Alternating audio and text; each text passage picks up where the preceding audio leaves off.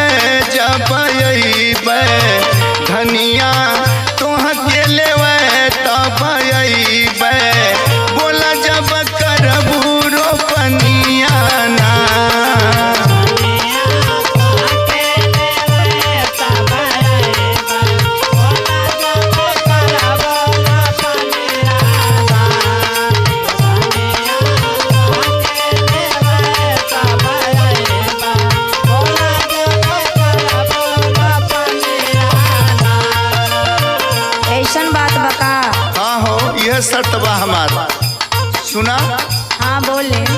रिम झिम बरसी बदरिया, चली जब लोगवा सिवनिया ना हो रानी।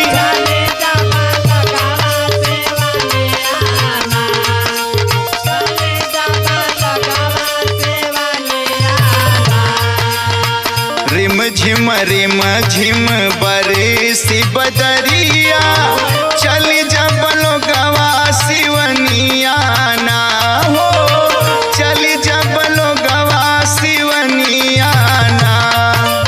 धनिया तुह के लेवे तब अइबे, रनिया तुह के लेवे तब अइबे, बोला जब करबू रोपनिया ना।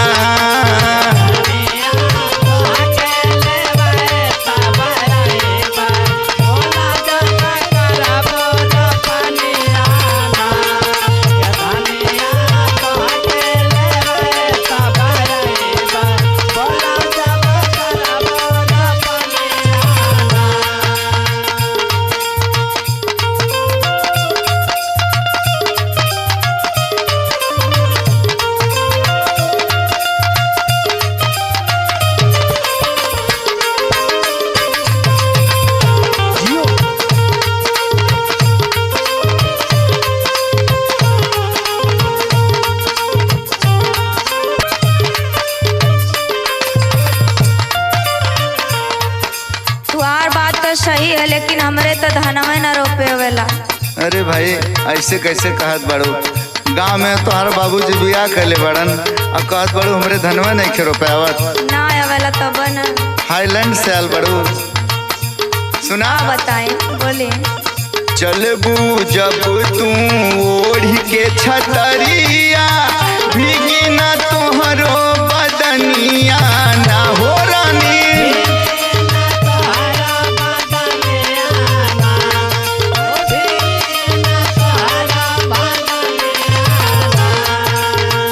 चलबू ओढ़ी के जब तू छतरिया, भीगी न तोहरो बदनिया ना हो रानी, भीगी न तोहरो बदनिया ना।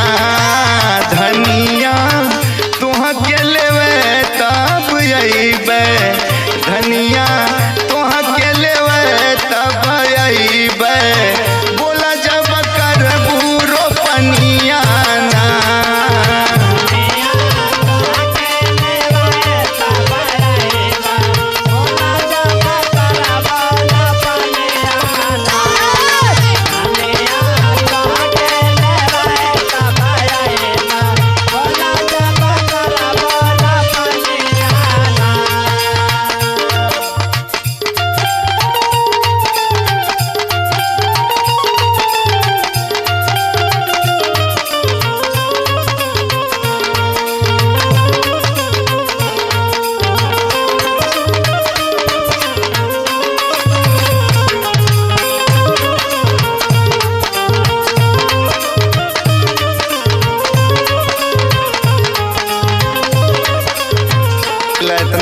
रखिला आ तू जब मन होई तब लुगा गठिया के नहरे चल जालू। सुना हाँ बोले।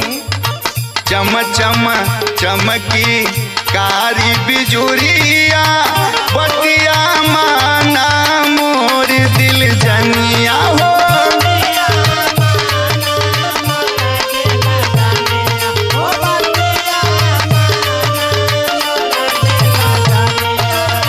चम चम चमकी कारी बिजुरिया बतिया माना मोर दिल जनिया हो। बतिया माना मोर दिल जनिया धनिया तुह के लेवे तब अइबे रनिया तुह के लेवे तब अइबे बोला जब करबू रोपनिया ना।